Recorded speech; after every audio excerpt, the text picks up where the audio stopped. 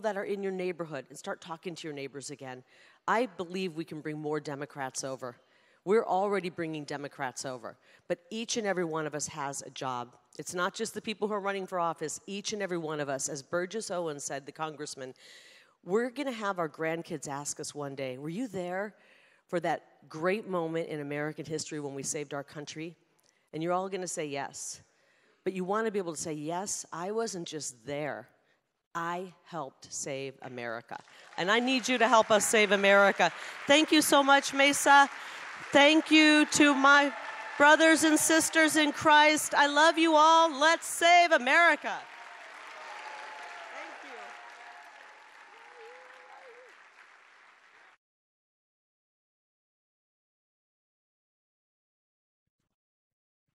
I could listen to Kari Lake all day. Could you please elect her to the Senate?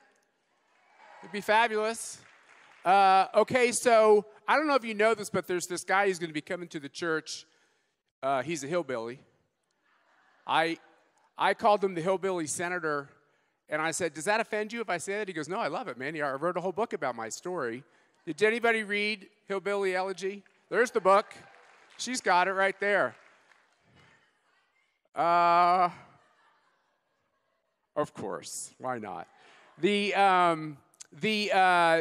one thing you realize is that it must be super cool to have someone want to make a movie about your life. You've either done something really terrible or you've done something really amazing, and he's on the really amazing side. So anyway, this person who I called our hillbilly senator, I think he's going to be our hillbilly vice president. And maybe we're going up from there, I don't know, but so that's going to happen in a matter of moments. In the meantime, we're going to put some wonderful worship and praise music on. Remember, you're in the house of God. Do what the Spirit tells you to do, and let's go take our country back, okay? God bless you all. Fix it for me. Anybody know that only God can do it? Oh, fix it for me. Oh, thank you, Jesus. Because, Lord, I have a problem that only you can solve. So, Lord, do it for me. Can y'all play that for me? Lord, do it for me. Lord, I need you to do it right now. I can't wait till tomorrow. Do it for me. Lord, if you don't do it, it just won't be done. So, Lord, do it for me. Listen. Lord, fix it for me. Anybody know God can do it? Oh, Jesus, fix it for me.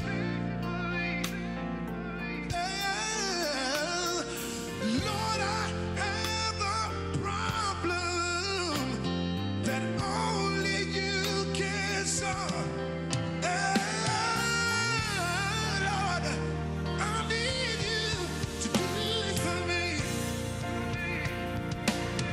Say it right now. Say, Lord,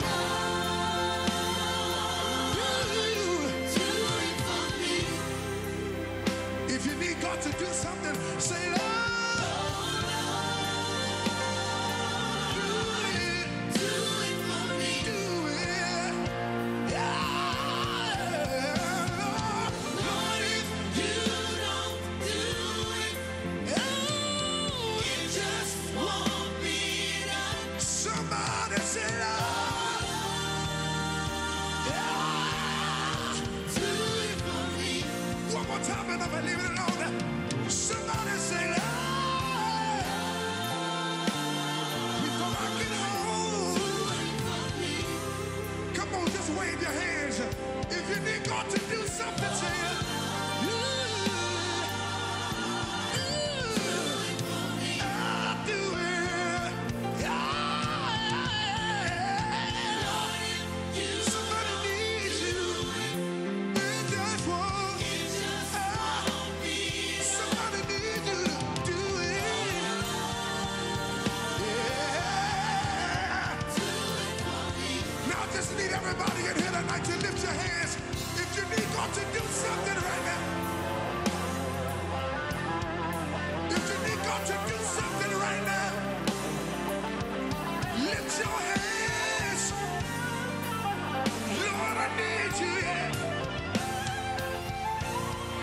gonna wait till tomorrow. Yeah. If you don't do it, it just won't be done. Y'all say, please, Jesus, do it. I can't count on nobody else. I need you to do it. Yeah, Lord. I tried everybody else. I tried everybody else. Can you do it for my mama? Come on, somebody say, Lord. Can't nobody do me like this. Yeah. Lord, if you,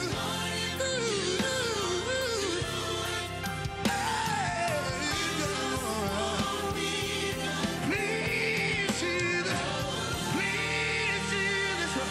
do it for me.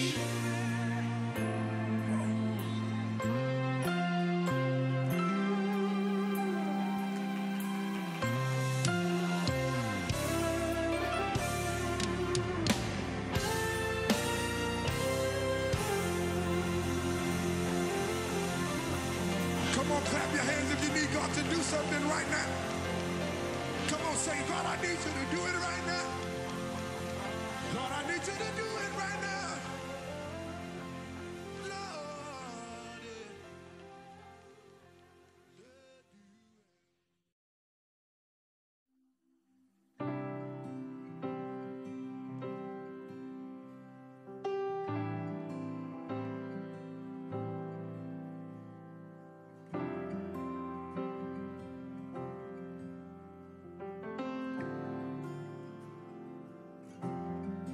blessed assurance,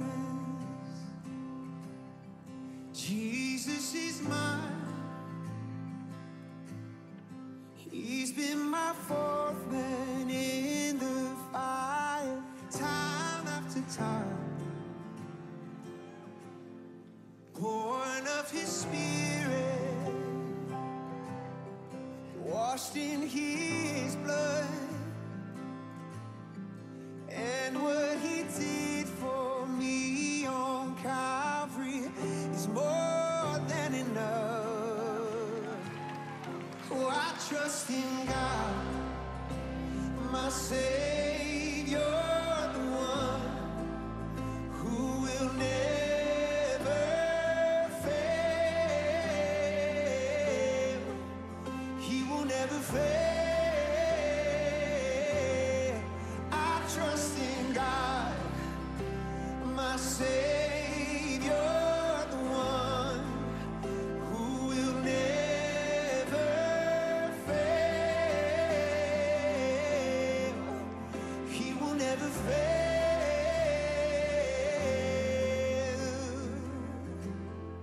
Perfect submission,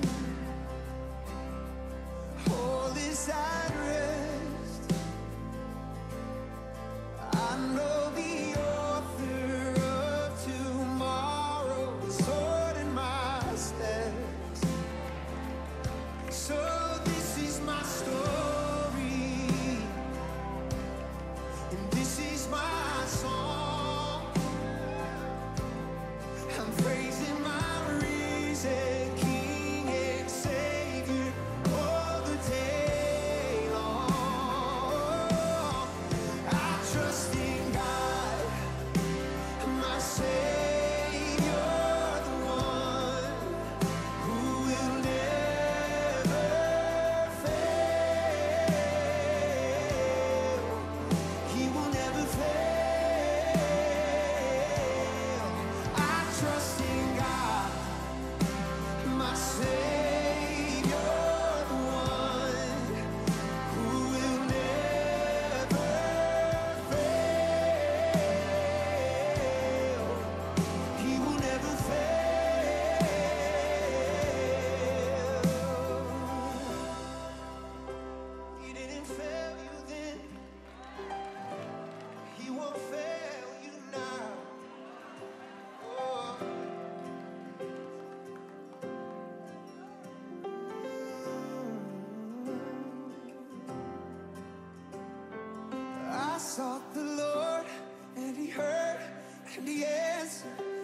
sought the Lord, and he heard, and he answered. I sought the Lord, and he heard, and he answered. That's why I trust him. That's why I trust him. I sought the Lord, and he heard, and he answered. I sought the Lord, and he heard, and he answered. I sought the Lord, and he heard, and he answered. That's why I trust him. That's my story. And he heard, and he answered. And he heard, and he answered. I sought the Lord, and he heard, and he answered. That's why I trust him. That's why I trust him. I sought the Lord, and he heard, and he answered. I sought the Lord, and he heard. Oh, this poor man cried, and he came to my rescue. Yes, that's why I trust him. That's why I trust in God, my Savior, the one who will never fail. He will never fail. Oh, I trust in God, yes, my Savior, the one who will never fail. He will never fail. I sought the Lord. I sought the Lord, and he heard, and he answered. I sought the Lord, and he delivered me from all my fears, from every fear. Oh, that's why I trust him. That's why I trust him. I sought the Lord, and he heard, and he answered. I sought the Lord, and he heard, and he answered. I sought the Lord, and he heard, and he answered. That's why I trust him. That's why I trust in God. They that seek him lack no good thing. Those that seek Jehovah lack nothing. Oh, he will never fail.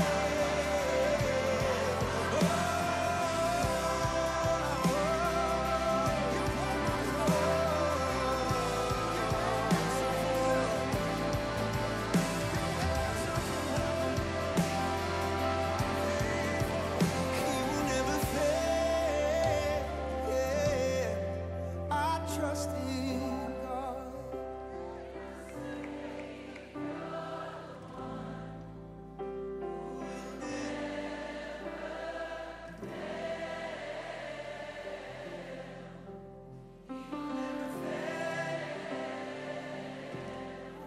I trust in God, my Savior.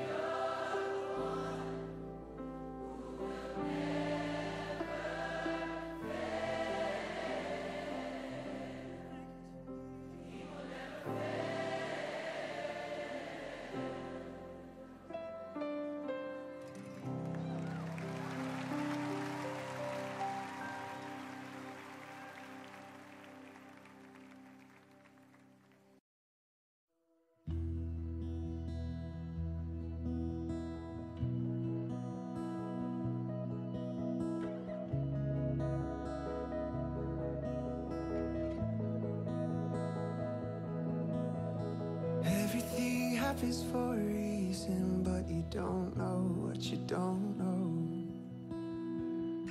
And you'll never have peace if you don't let go of tomorrow. 'Cause it ain't even fate till your plan falls apart, but you still choose to follow. If it doesn't make sense right now, it will when it's over. And there will be joy in the morning. And there will be joy in the morning. it's not good, then he's not done. No, he's not done with you yet. There will be joy in the morning. Giving in to your feelings is like drowning in the shallows. Oh, you gotta keep believing, even in the middle of the unknown. 'Cause grace will be there when you come to the end of your rope and you let go. It may feel like you're going down now, but the story isn't over. There will be joy in the morning. There will be joy in the morning. If it's not good, then he's not done. No, he's not done with it yet. There will be joy in the morning. If it's not good, then he's not done. No, he's not done with it yet. If it's not good, then he's not done. No, he's not done with it yet. If it's not good, then he's not done. No, he's not done with it yet. If it's not good, then he's not done. No, he's not done with it yet. There will be joy in the morning. There will be joy in the morning. If it's not good, then he's not done. No, he's not done with it yet. There will be joy in the morning. There will be joy in the morning. Weeping may endure for a night, but joy is coming. If it's not good, it's not done. No, it's not done with you yet. There will be joy in the morning.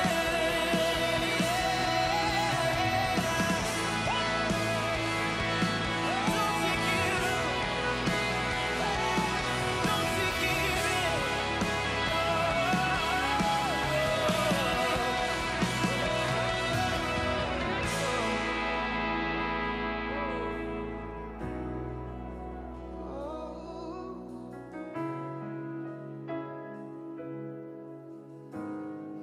So lift your eyes and know that there is joy. You don't have to stay where you're at. No, no, no, no. There's light at the end of the tunnel. Whoa. Hey, yeah, yeah, yeah.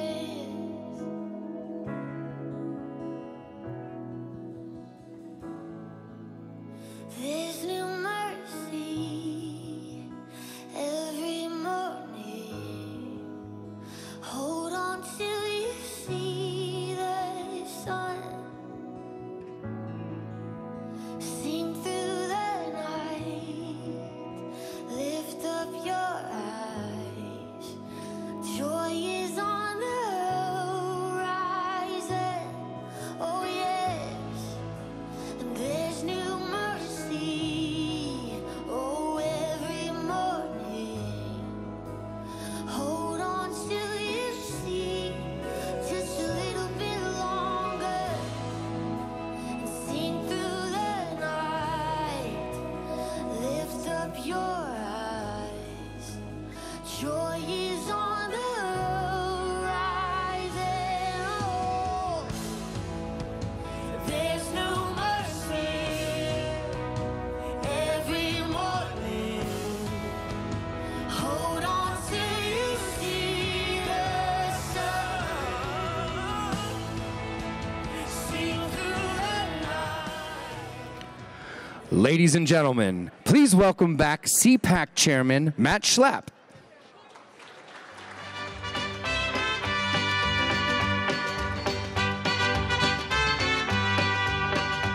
Johnny. Love How are you? is a burning thing. So I know some of you are networkers. Look at this. They're trading business cards. Everyone's getting email addresses. I love it. So, it wouldn't be a CPAC event without us changing the schedule. And sometimes it's for bad reasons, but in this case, it's a good reason. One of the greatest political stories, I think, over the last couple years has been a real wake-up call at the Republican National Committee to not just do the same old, but to try new things and to really figure out legally what's going on in this country. And I'm not the biggest fan of lawyers, even though it seems like I have to hire them all the time. But when you run into someone who has a legal background, who's brilliant and understands politics, and you put that together in a time of lawfare and election craziness, it's a beautiful thing. So it is our honor to introduce our relatively newly minted chairman of the Republican National Committee, Michael Whatley from North Carolina. Come on out, Michael.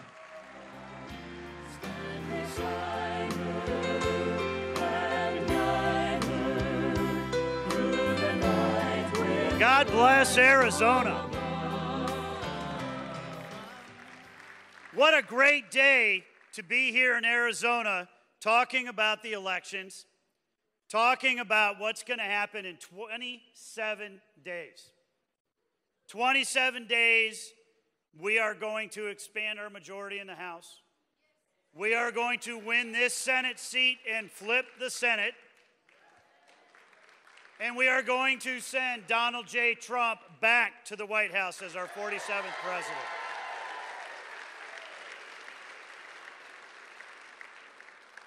In every election cycle, it really generally comes down to one question.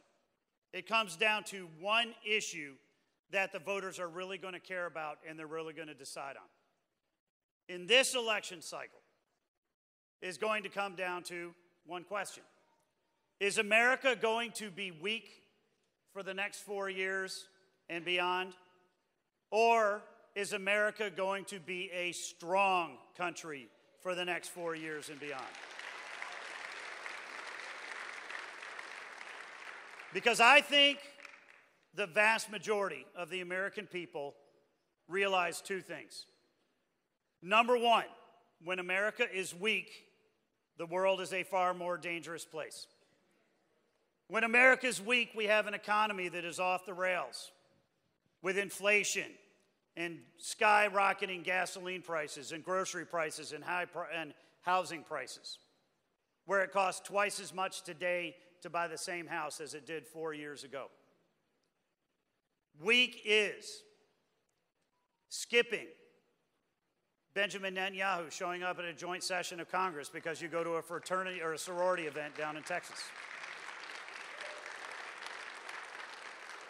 And showing up at a confab with world leaders over in Europe and telling President Putin, do not invade Ukraine. And 5 days later, he invades Ukraine. Not much of a deterrent. Weakness is being the border czar and leading an administration taking 94 executive actions to dismantle the most secure southern border that we've ever had, and inviting 10, 12, 15 million illegal immigrants to come across that border. It's putting millions of people from other countries on airplanes and flying them over that border and settling them into towns all across this country, like Aurora, Colorado, and Springfield, Ohio. It's setting up a phone app so that you can hand them a phone that's prepaid with an app, they fill it out, and then they just get to walk back into the United States, bringing fentanyl and migrant crime into this country at a record clip. I don't think America wants 4 more years of that. Did you all see Kamala Harris yesterday on The View? And they said, what are you going to do differently? She said, nothing. We're going to stay the path. We're going to do exactly what we've been doing. On the other side is Donald J. Trump. Is a man who says, on day one, I'm going to reinstitute the most secure southern border we've ever had. And I'm going to end the scourge of fentanyl and migrant crime. President who says the first day in office, we're going to end inflationary spending. We're going to unleash American energy. We're going to bring down prices. We're going to extend the Trump tax credits, and we're going to give you no tax on tips, no tax on overtime, and no tax on Social Security.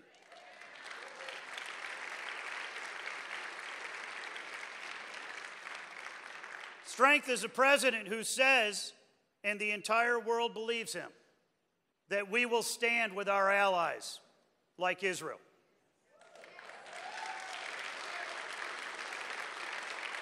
And we will stand up to the bullies like Russia and China and Iran.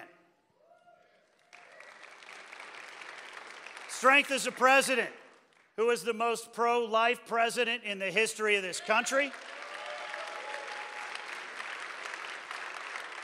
who backs the blue, and who is going to fight every single day for American soldiers, veterans, and military families.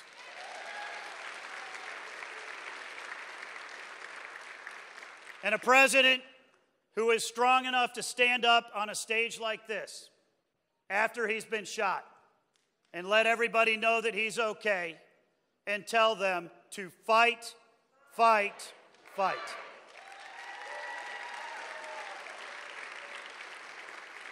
So we know who's going to have to win this thing. I was in Israel not too long ago, and every single person I met said, you have to win. Donald Trump has to win. Israel will not survive if we don't win. The most powerful conversation that I had was a gentleman, a waiter at a restaurant. I had no idea how he knew who I even was.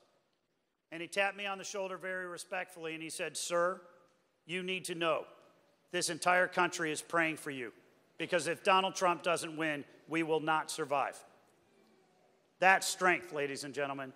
Not only does Arizona need it, not only does the United States need it, the entire world needs Donald Trump.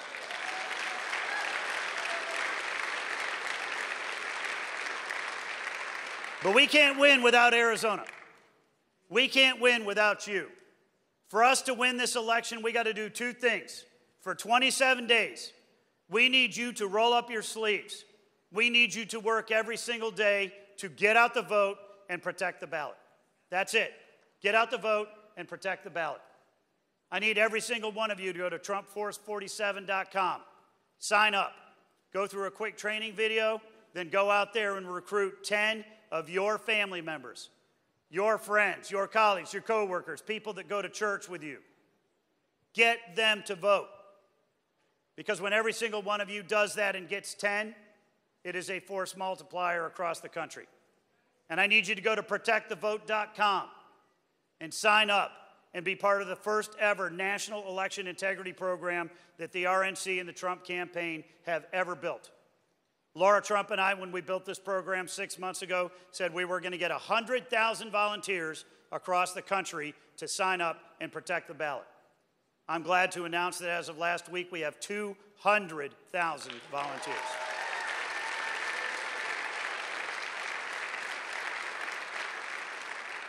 Now, in a little bit, J.D. Vance is going to come out here. Anybody see that debate the other night? He did pretty good, didn't he? This is a great man who lifted himself up out of abject poverty in rural Appalachia, joined the military to serve his country, put himself through school, put himself through law school, built a successful business career, and then answered another call to serve the American people in the Senate, and now is our vice president. But what's more important about J.D. Vance is he's a man who has never forgotten where he is from, and he will always put Americans first.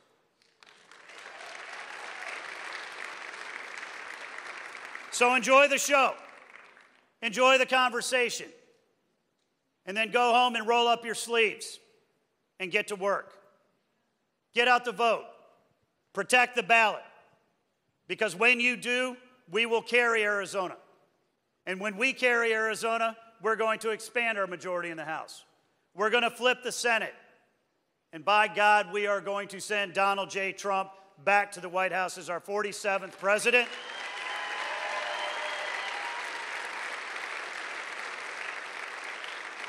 And then, and only then, we're going to go to work and we are going to make America great again. Thank you, everybody.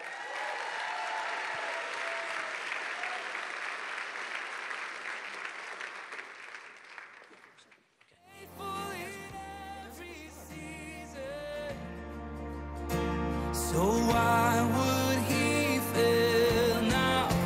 He won't. He won't. He won't fail. He won't fail. He won't. No, no, no, no. He won't. He won't fail. He won't fail. Christ is my firm foundation, the rock on which I stand. When everything around me is shaking, I've never been more glad that I put my faith in Jesus. 'Cause he's never let me down. He's faithful through generations. So why would he fail now? He won't. Hey, he won't. He won't fail. He won't fail. No.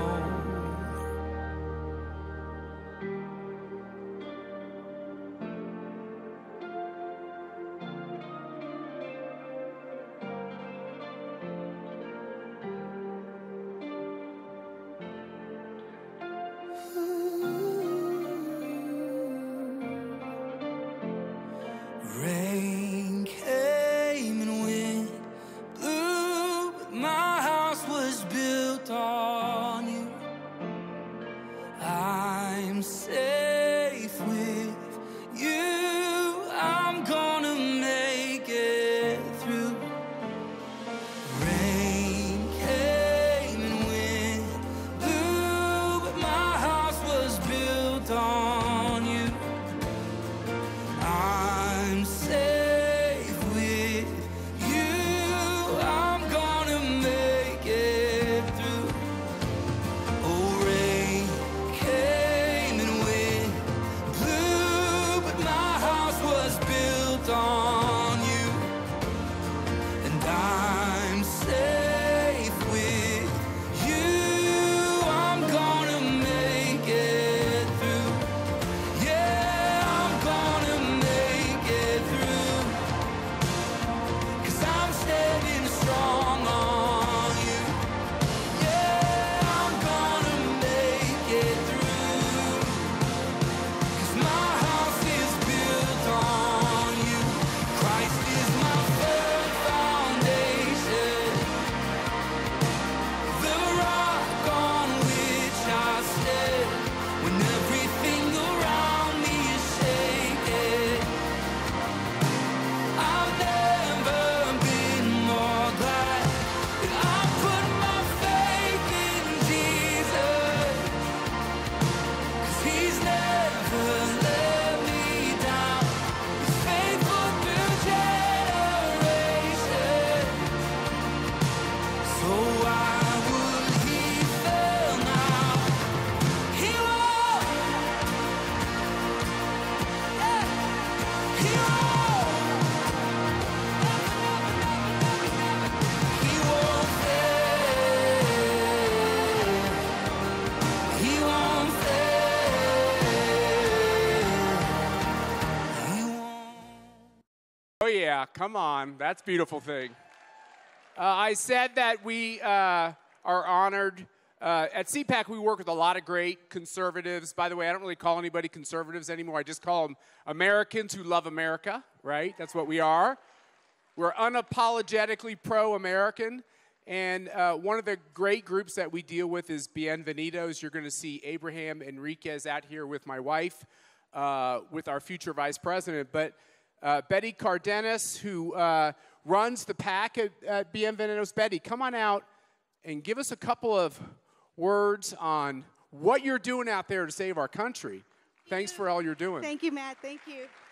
Thank you. Hey, thank you all for being here. And it's amazing.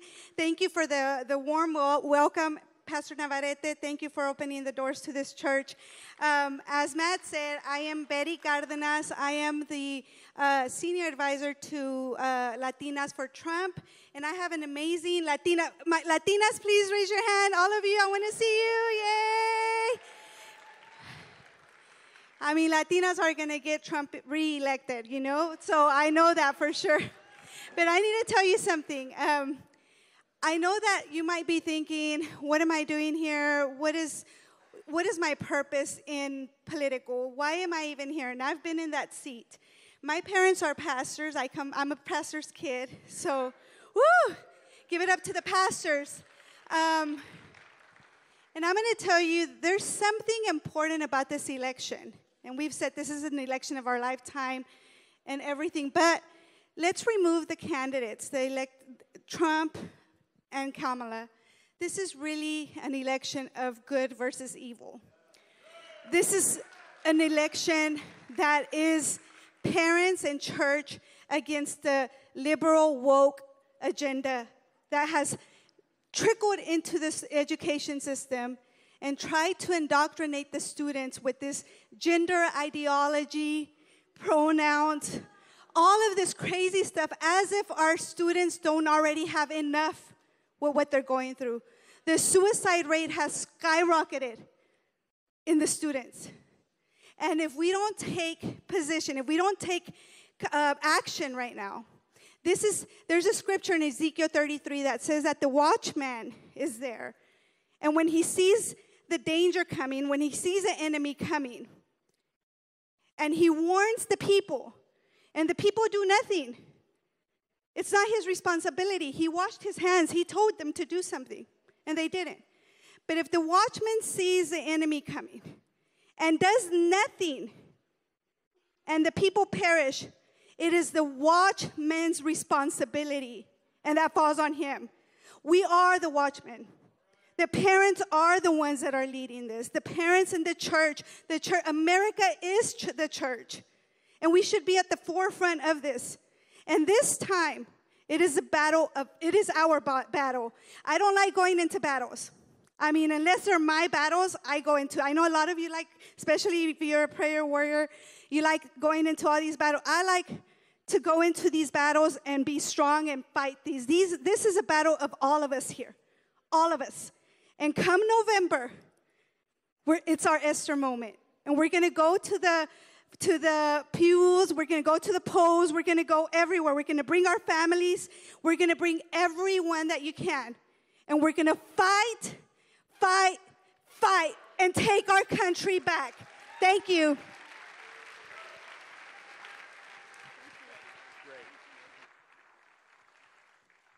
All right, well, now I get the great privilege of introducing my wife. Oh, there's so many things I want to say. Some of them I shouldn't say. What do you think? You agree, Pastor? My advice was this, cut it. Abraham Enriquez from Bienvenidos and Mercedes Schlapp, please come to the stage from Mercedes Schlapp from CPAC.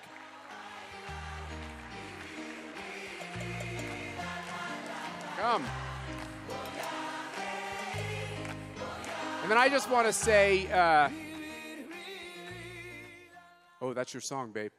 That was your song. I just want to say one of the things I'm proudest of, and I think Roger will agree with this, and Elaine will agree with this, and Karen and others here will agree with this, is back in 2015, I had the chance to meet with Donald Trump in Trump Tower. Yes, it was very pink. There was a lot of brass, and there was a great escalator. an iconic escalator. And we had, over the course of the next 6 months, a couple of great meetings. And, you know, you get kind of a man crush on Donald Trump. You'd never want to tell him that.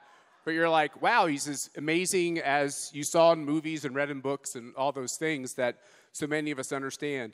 One of the things I'm proudest of during my time as chairman of CPAC is we stood with Donald Trump in 2016, in 2017, in 2018, in 2019, in 2020, and in 2021, and 2022, all the way up today. We never wavered. We stood with him every step of the way. Yes.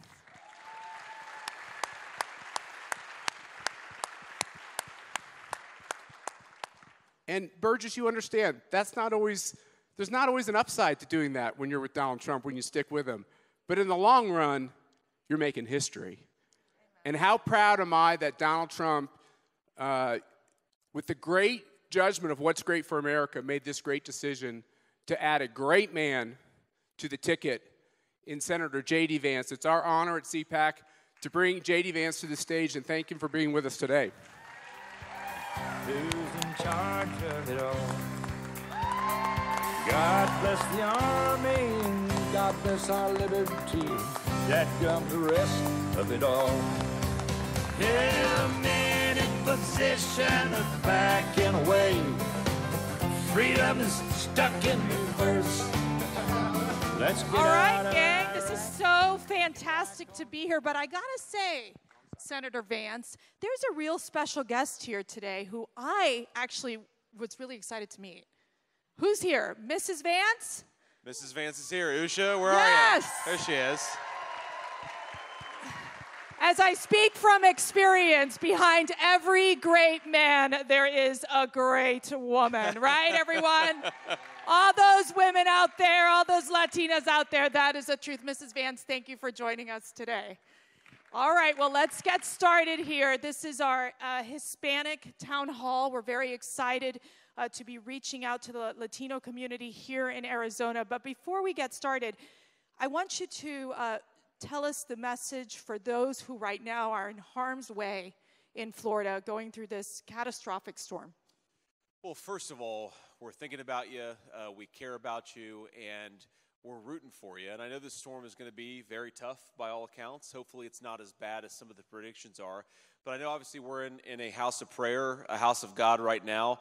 If you are the praying type, and I imagine all of us are, but certainly those of us watching at home, say a prayer for the folks in Tampa, say a prayer for the folks in Central Florida, because we don't know exactly how bad this is going to be.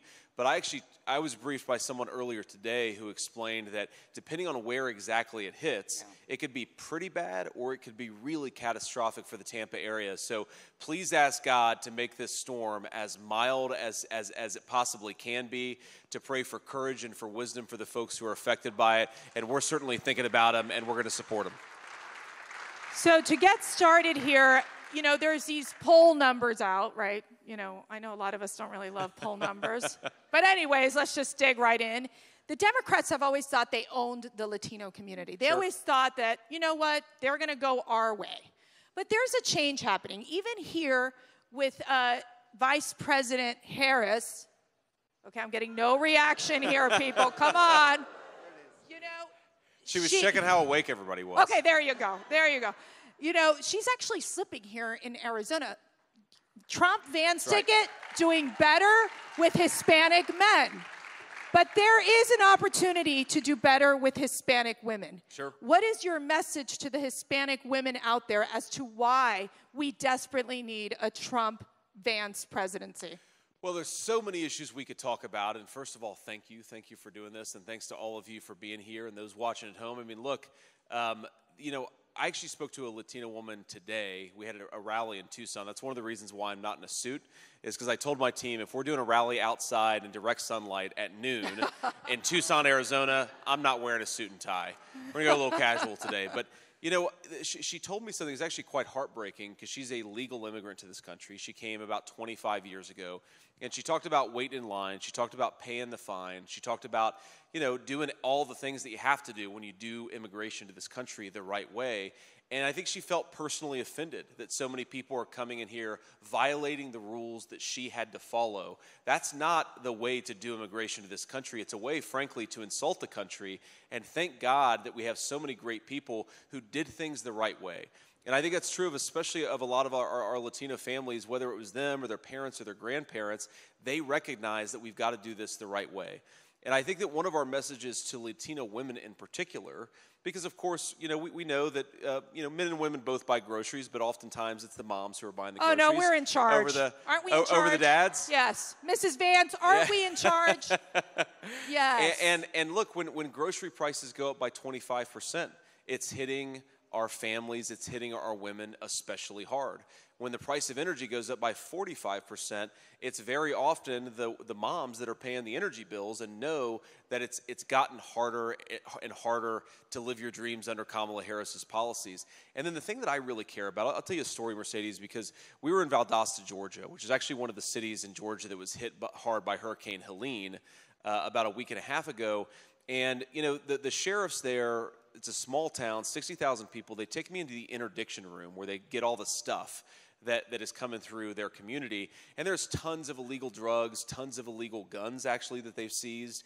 And there was something that was out of place because, there's marijuana, there's meth, there's fentanyl, there's everything. And then there's a box of candy that they show me.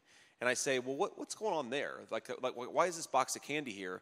And they explain to me that the drug cartels disguise drugs as candy because it makes it easier to get it through law enforcement. And I think that a lot of moms out there, especially Latino women in places like Arizona, which of course has been affected by this more than most other states, are saying, we don't want our kids playing on playgrounds where a bag of candy is actually disguised fentanyl or THC. And I guess my pitch to women, especially Latino women, is I know that you just want common sense. I know that you want schools that educate your kids instead of indoctrinate your kids. And I know you want to raise your kids in safe communities. Donald Trump and I will fight for you every single day, and we'd love to have your vote. And we're not going to win this state without it. Senator Vance, it is so good to see you, and more importantly, it's great to know that the hand of God is shielding and protecting President Trump and you. I know after 2 assassination attempts that we know of, hitting the campaign trail can be a little bit tough. So, familia, how many of you are happy that the hand of God is protecting President Trump and Hear, Senator hear. Vance? Senator, poll after poll, I know we talked about polls, but we got to talk about it, show that the Hispanic community cares about jobs and the economy above almost every other issue. You were actually writing about this and talking about this before it was mainstream in our community. Sure. In your book, you talk about the hallowing of manufacturing jobs in Appalachia. The labor of Bureau statistics show that just last month, Arizona, this state, lost 800 manufacturing jobs. Wow. We know that President Trump is running on putting tariffs on our adversaries like China, but can you talk about how that policy is personal to you specifically? Yeah, so I grew up in a community where when the jobs went overseas, there was a lot of hopelessness and a lot of problems set in. And I think that we know that very often family breakdown, I'm sure that we all care a lot about having stable families out there, that family breakdown is sometimes something that happens when economic despair and hopelessness moves in. And, I'm sure we all believe we want kids to be raised by moms and dads who are happy and healthy and able to bring children into the world, but also raise children from a place of stability. That becomes really hard when the jobs that anchor these communities get shipped overseas because, somebody wants to pay a literal slave laborer sometimes in China less than they want to pay an American worker, and so they ship American jobs to China. American workers suffer, and the only way to really push back against that is to tell people that if you want to undercut American wages and you want to ship American jobs overseas, well, we're not going to let you bring that stuff back into our country unless we slap a big fat tariff on it, and that's the way that we protect American workers from... That's the way we protect American workers from what I think is a very, very predatory practice. But, what I know, because, look, we of course have Latinos at every level of our community. There are people who've been here for multiple generations. There are people who became American citizens probably a couple of weeks ago. You've got people, who are making a lot of money. You've got people who are middle class. You've got people who are really struggling.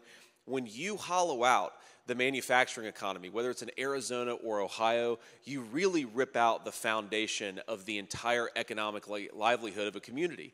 Because, what are the lawyers gonna litigate about if there aren't good manufacturing jobs to support it? And what are the accountants gonna do if you don't have that economic foundation laid? We know that if we want strong communities and strong families, people need good jobs. The best welfare program is a job. The best welfare program is a dignified work that pays a good wage. And it's just so hard to actually deliver that if your leadership is more interested in taxing people and forcing them to buy products made in China. Donald Trump and I want to buy great American products and employ American workers to do it. So at CPAC, we have the CPAC Center for Combating Human Trafficking. It's a very important issue for our family, for our team at CPAC. There's 325,000 children, at least, so sad, that are missing, that the Kamala Harris administration have failed to find out where they are. These are children being forced into sex and labor trafficking. What's your message? How do we resolve this issue? And what's your message to Kamala Harris and her failure of leadership on this issue? Our message to Kamala Harris is, why don't you stop talking about doing your job and actually go and do your job, find those children, and get them back safely.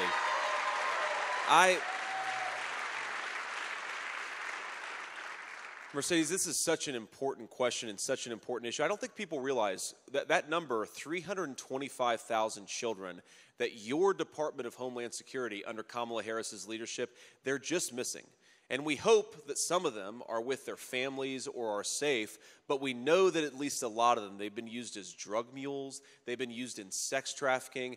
And one of the things, that there's this lie at the heart of the Democrats' immigration policy. They say that it's compassionate. Well, where is the compassion for the 325,000 children that are some of them being used as sex slaves? Let's have compassion for those innocent children, bring them back to their families, and stop empowering the very people who are trafficking them, who are selling them into slavery, who are mistreating them. We've empowered, thanks to Kamala Harris's open border, the worst criminals in the entire world on both the southern side of the Mexico border and of course, our side of the Mexican border. We could do so much better by these children. We got to bring them home. We got to end this ridiculous practice that finds them sold into slavery. We can do it. We just need firm leadership at the southern border. Senator, we talk a lot about what Kamala Harris hasn't done, but I think we should talk about what she has done. As 4 years as vice president, she actually has given us the largest inflation we've seen in over 4 decades. Here in Arizona, 12.5% of the population actually lives in poverty. Kamala Harris came out with her economic plan and proposing socialist-styled price controls, things that we've seen in Venezuela. What is a Trump-Vance ticket going to do to bring down gas and grocery prices? Yeah. Well, you asked about Latino voters earlier, and I actually think this is a good argument and a good reason why a lot of Latino voters are coming over to Donald Trump's leadership is because, socialism to a lot of young Americans, it's a bad word, but it's too abstract. They don't fully appreciate it. Whereas if you've got family from Cuba or from Venezuela, socialism is something that your family saw and it doesn't work. And fundamentally what Kamala Harris is trying to do is take policies that have been tried by Marxist governments in South America and Central America and bring them to the United States of America. And I think a lot of Latinos are saying, our family came here to get away from this stuff, not to lean into it. And that's exactly what Donald Trump is going to do, prevent that from coming here. Now, it's funny, guys, because, Kamala's campaign, it's interesting, and I made this point when I debated Tim Walz last week, that he's got to do this. Oh, that was the best debate ever. That was so good. Okay, I don't mean to interrupt you, sir, but our daughters, because Matt and I, not Abraham and I, Matt and I have 5 daughters, and they were all going, he's so slay. That was the big word. And then my mother, abuela, Lela, they call her, she goes, and he's so handsome. And I was like, yeah. So there you go. You got them all covered. That's great. Usha, you got some competition for Mercedes Abuela here. But look, what I said to him, I genuinely meant this, right? I wasn't just kind of making fun of him. he has a really tough job because he has to defend the indefensible, which is Kamala Harris's record. And if you notice, when she goes around the country, she does this thing that, I haven't been in politics long enough. Maybe I haven't, if I was in politics a little bit longer, I'd be a little bit more shameless. But, she says on day one, we're going to tackle the affordability crisis. Or on day one, we're going to tackle the national security problems. On day one, we're going to make the border more secure. It's like, Kamala, day one was 1,400 days ago. What have you been doing the whole time? Stop talking about it. Go do something. But guy, I don't know if you noticed, and I think it was yesterday, it may have been the day before yesterday, but she went on The View, and she made a big mistake. Have you guys, I wouldn't recommend watching The View at all, but especially not with Kamala Harris out there. But they asked her, like, the ultimate softball question, which is, did Joe Biden do anything that you disagreed with? And remember, her whole campaign is to run away from Joe Biden, even though she's his vice president. And she said, well, nothing comes to mind. One difference that you can name between her and Joe Biden, and by her own words, knowing this would be a softball, she said nothing comes to mind. Now, in Kamala Harris's defense, and I'm not trying to be mean, I think, whatever the topic might be, maybe nothing comes to mind for Kamala Harris. So that's just kind of how she That's how Joe she does Biden. things. I think the Joe Biden, it doesn't come to mind. I mean, that might be it. But it just drives home how everything that has been tried and found wanting over the last 3.5 years, she's offering to double down on it. And if you want to take the country in a different direction, if you think, for example, the way to lower energy prices is not socialist price controls, but to unleash American energy workers to develop this stuff in our own territory, as Donald Trump would say, drill, baby, drill. That's the solution to high energy prices. And unlike Kamala Harris, we don't just have a plan, we also have a record to run on. Right, I genuinely, I don't know Tim Walz that well, but I feel really bad for him because I can go out there and say, oh, my running mate delivered record low inflation. He delivered rising take-home pay. He delivered a secure southern border. Tim Walz's running mate delivered exactly the opposite, and she's going to get even worse if we make her the president of the United States, and we're not going to do that because we're going to fight and make sure Donald Trump wins this election. Switching a little bit to an important topic for this crowd, Senator. I'm the son of Mexican grandparents who immigrated, and they found Christ here in this nation. For Hispanics, you don't separate the United States from God. Sure. And the left has waged war on those values. We see coaches getting put into jail for praying on the field. We see anti-Semitism running rampant on college campuses. Yep. We know at Bienvenida.CPAC that when the church votes, we win every single time. That's right. You have a very special story of how you came to God. Can you share a little bit about that, and Sure. how are we going to bring God back into healing this nation? Yeah, well, we have, tens of millions of Christians who go to church every single Sunday won't show up to vote in 2024. And to my fellow Christians, I'd say, if you don't show up and vote, that's how we lose this country. This is not just disagreements about tax policy. I mean, these guys are explicitly going after fundamental religious liberties. The right for you to raise your kids in the church that you want to. The right for nuns to practice their faith as they want to and minister as they want to. That's all on the table. And, you're right. I do have an interesting faith journey, though I think it's probably pretty similar to a lot of folks' faith journey, which is I was raised by a grandmother. And my grandmother raised me because my own mom struggled with addiction for a big chunk of my early life. And Mamaw was a woman of many contrasts. I mean, I think it's important to be honest that she was a very devout Christian. She was a very thoughtful Christian. I mean, she read the Bible every day. She thought about what it required of her, even though she hadn't graduated from high school herself. She also really loved the F word. I mean, she was a foul-mouthed woman, even though she was a very devout Christian. And Usha will tell you that sometimes I talk like Mamaw does, and the 4-year-old repeats it, and that's a problem. But, I think like a lot of young people, I went to high school, and then I went to the Marine Corps, and then I went to college after the Marine Corps. I started to think that I knew more than my grandmother did. And I started to feel like this sort of young man's arrogance about the problems that were out there, the questions that I had my own answers to. And by the time I was probably 24, 23, I sort of just said, I don't believe in this stuff anymore. And I kind of discarded my faith.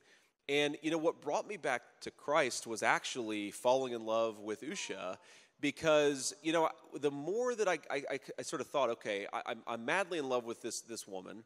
I want to marry her, I want to be a father, I want to sort of do all those things. When you start thinking about the really deep questions, not about like what education do you have or what kind of job do you have, but how do I be a good husband? How do I be a good father? Like what is required of me in those important vocations? What I kept coming back to is Mamaw's Christian faith had a lot more wisdom than whatever it was that I had adopted since abandoning my Christian faith. And the big questions, how to be a virtuous person, how to be a good husband and father, I thought the Christian faith had the best answers to those questions, and that got me back on the pathway. I was actually baptized for the first time in 2019 because I'd never been baptized as a kid, and here I am. That is an incredible story. You were talking about Tim Walz and that debate. He mentioned he was a knucklehead at one point, but we won't get into that. But during his time and his time now as Minnesota governor, talking about parental rights, something that is incredibly important for the Latino community as well, where they did pass a law that would allow, they could take the child away from the parents if the parents don't agree This is really scary this stuff. transitioning of gender. Walk us through why we should be very concerned about a Harris-Walz administration and what that would mean. Well, I think, and luckily most of our citizens, even people who might disagree with us politically, are not there yet. But Kamala Harris and Tim Walz have really bought into the furthest left-wing social doctrine of the modern Democratic Party. And so take, for example, a kid, and I think we all know being a teenager is confusing, especially in the era of social media. I think a lot of us say that these kids who are gender confused, they need support, they need love, they don't need chemical interventions that are irreversible when they're 13 years old. Now, I would call what I just said common sense, and frankly, I think 80%, 90% of our fellow citizens would agree with it. But if you disagree, and you think the solution is a permanent chemical intervention in that child's body, then you have to ask yourself, who makes those decisions, the parents or the government? And unfortunately, Tim Walz's leadership in Minnesota, and Kamala Harris, this has happened in California too, they've endorsed the idea of taking children away from their parents if the parents don't consent to gender transition. And I think, you start talking about somebody's going to take my kid away because I don't want them experimenting on their bodies in a chemical way. That is preposterous and a violation of the most important right I think that we have anywhere in our society. That's the right of parents to parent their children how they see fit. It's disgraceful, and it's scary. It really is. And I think we have to ask ourselves, because as Christians, of course, sometimes our values aren't always popular, especially with modern secular culture. We have to ask ourselves, do we want the right to parent our children as we see fit, or do we want the state to have the right to take them away from us if we dare to teach our children what we believe? And I think, unfortunately, even though Kamala Harris wouldn't say it like that, that's on the ballot. So if you want to parent your children as you see fit, Donald Trump is the only candidate on the ballot who's going to fight for that right and fight for it for a very long time. Senator, when President Trump left office, the typical average income needed to afford a home was about $50,000. Today, that has risen up to $100,000. Sure. The average age of the Hispanic community here in America is 29 years old, meaning we're the youngest racial demographic in the country. It's hard for anybody to buy a home in this economy, but specifically young Hispanics. Yeah. How can we look forward to a Trump-Vance administration to helping millions of young Hispanics achieve that American dream? So this is such an important point, and look, whatever the color of your skin, whatever your background, I think that it is a fundamental part of the American dream that we want our young people to be able to own and buy a stake in their own country. That is an important part. Think about this.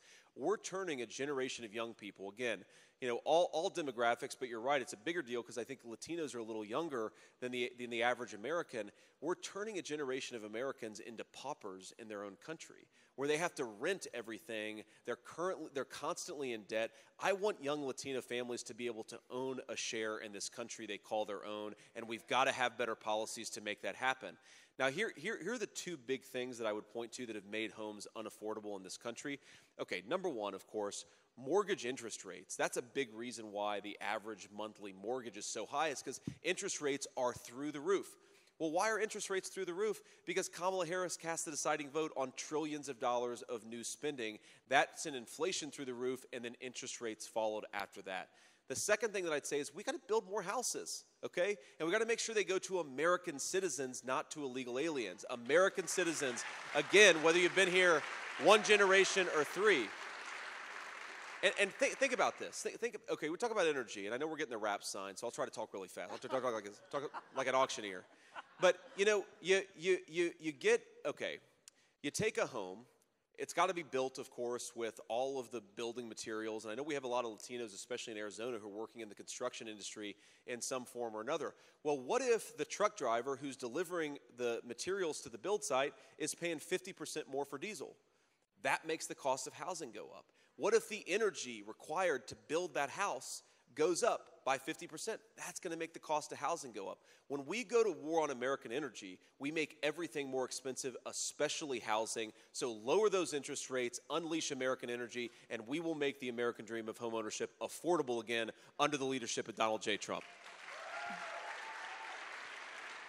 So in our audience member, Gloria Badia Vizcara. She is owner of Chiltepica Products, which is salsa. So if you like chips and salsa, you're in. Gloria, you have a question for the senator. Yes, thank you, Senator, for being here with us today. And my question is, when you and President Trump get into office, what is the plan that you guys have for small business like ours? And because we've been really suffering for the past 3.5 years. Our business is a spice company and we make salsa. And starting from our raw materials to packaging, we've been seeing an increase between 40 and 50%. Wow. Wow. So it is a lot. So we need a plan, fast. Well, Gloria, I really appreciate your question. I appreciate you doing what you do and having the courage to be here. I'd say the first and most important part of our plan is to elect Donald Trump President of the United States, because we can't do anything unless we win this election.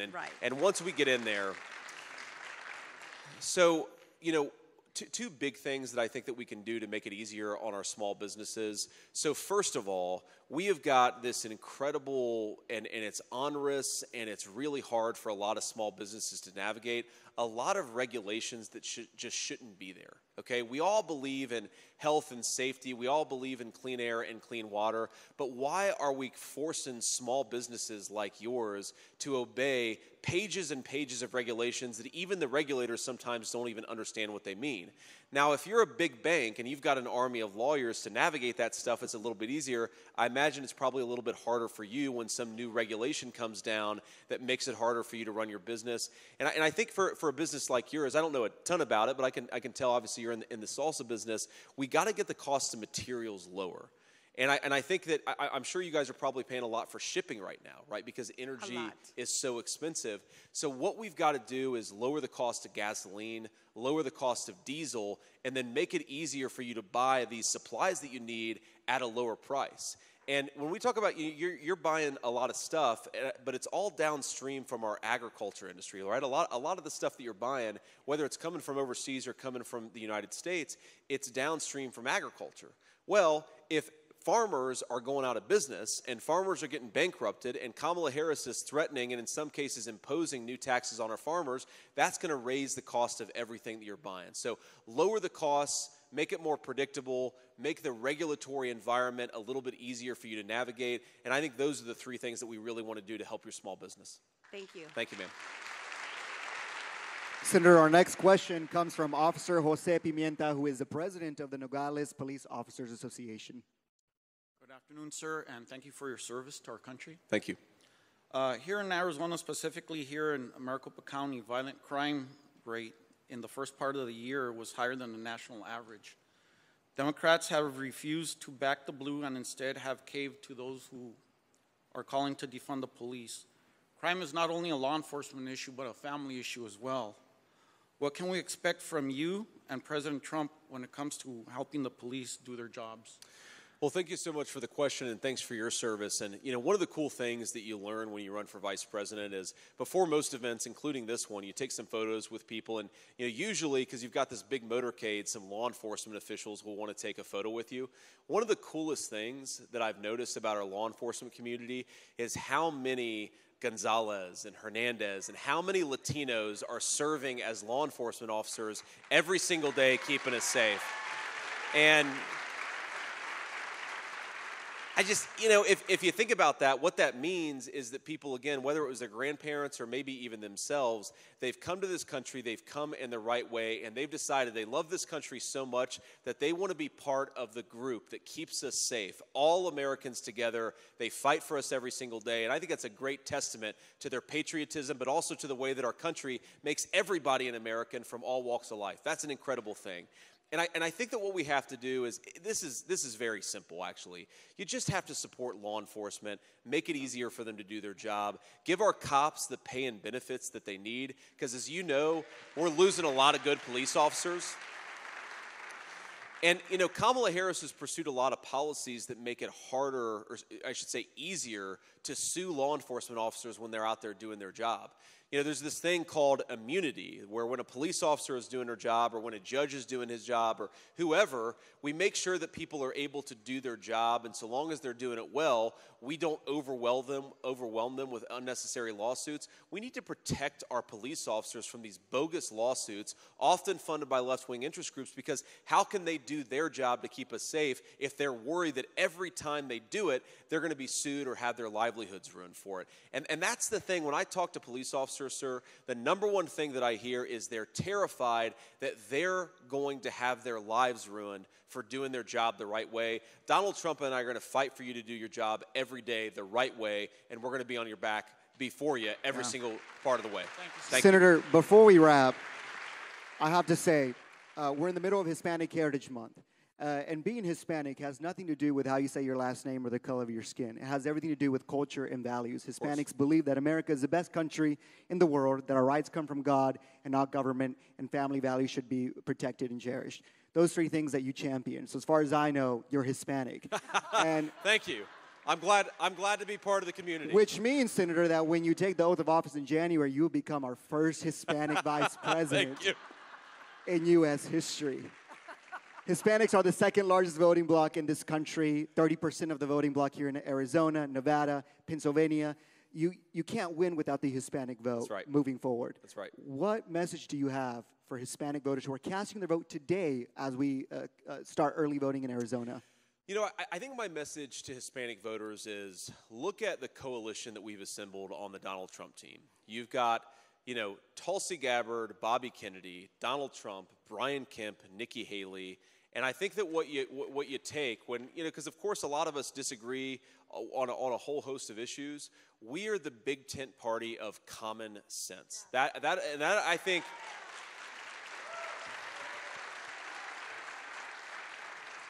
And the Hispanics that I know, that is the quality that most defines Hispanic culture, is basic common sense.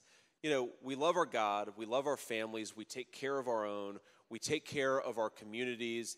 That is common sense stuff. So do you want to send your kids to schools where they get a good education? If yes, vote for Donald J. Trump.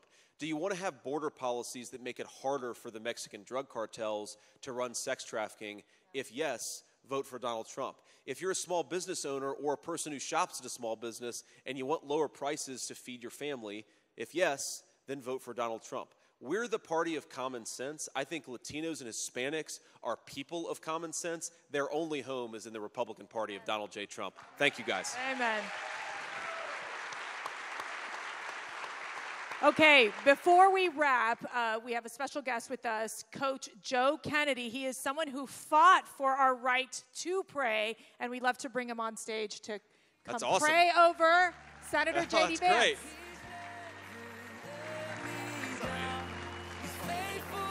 Man. God bless you. So why would he fail now? He won't. All right, I'm not really good at this, but I did hear somewhere in the Bible that if two or more are gathered, God's going to be there. Well, you got 2 Marines right here and 500 plus people that are here. So if you would all join me in prayer, praying over this country. Lord God Almighty, the things that are happening in our world today, not just here in America, but in the world. Lord, bless Israel, everything they're going through. Keep them safe. Let this end as quickly as possible and end all the violence and the hate. Lord, also I want to lift up the people in North Carolina that are suffering from the floods, the people all over that's in Florida that are just getting beat every single day and battered. Lord, keep them safe. And just real close to home right here, Lord, I ask that you just bless Trump and Vance. I can't think of 2 more good people in the world that I want to lead my country and keep our freedoms open, safe, and just loving America the way that we do. Lord, I ask that we just all turn our eyes to you, and when we do, you do amazing things. Lord, bless everybody here and their trip. Amen. Amen. Thank you, brother. Hero. Not hero. That's not average. Thank you, Coach Kennedy. And Senator, final thoughts for this wonderful crowd that's gathered to see you today. Yeah, well, first of all, I'm thrilled to be an honorary Hispanic. Thank you. I appreciate that. We'll see. The New York Times will put that in a headline and make it bad somehow tomorrow. But what I'd ask you to remember is that we've got 27 days left in this election. And every single one of you, think about the margin in 2020. We're talking about thousands of votes, which means that if each one of you get out there and get 10 or 15 of your friends and your family out there to the polls, you could make the difference between having a pro-religious liberty and anti-illegal immigration and a pro-common sense guy like Donald J. Trump as your president, or you can elect a person who I think violates all of our values and disagrees with us on some fundamental issues, and that's Kamala Harris. It is in the hands of every single person here. So I'd encourage you to go to this website, swampthevoteusa.com, encourage your friends to do so, check your registration, but remember, we talked about this already, Christians have the power to direct this country, but Christians have got to show up and make their voices heard. Let's do that, and let's take the country back in November. God bless you all. Thank you for having me. Who's in charge of it all? God bless the army, God bless our liberty. That comes the rest of it all. All right, so the next Vice President of the United States, J.D. Vance. Let's get out of Iraq. All right, y'all have been an incredible, incredible crowd. Remember, early voting starts today, and there's mail-in voting as well, so make sure you get out early and take people with you. It's going to take each and every one of you to get our Christians, Hispanic votes out there. It's going to be the most important time, I think, of our lives.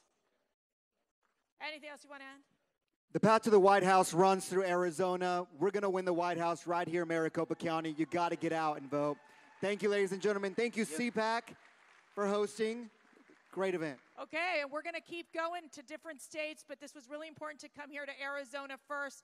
Let's all keep praying every single day. Get on your knees, pray every day. Make sure we get to the finish line. Make sure we get Donald Trump and J.D. Vance to the White House. And Carrie Lake has a big debate tonight. Can you root her on to victory? It's going to be a big night. God bless you, everyone. Thank you.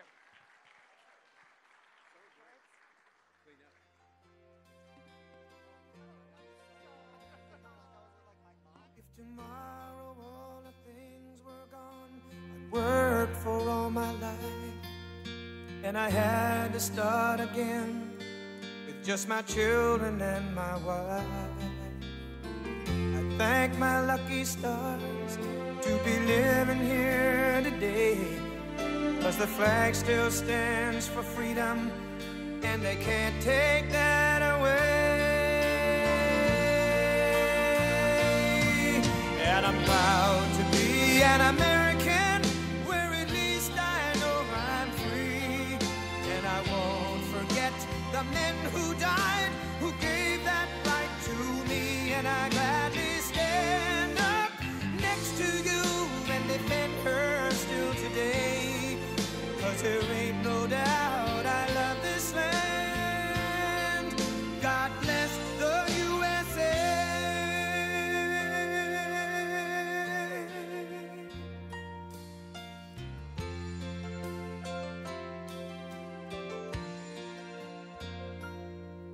From the lakes of Minnesota to the hills of Tennessee, across the plains of Texas, from sea to shining sea, from Detroit down to Houston and New York to LA, where there's pride in every American heart, and it's time we stand and say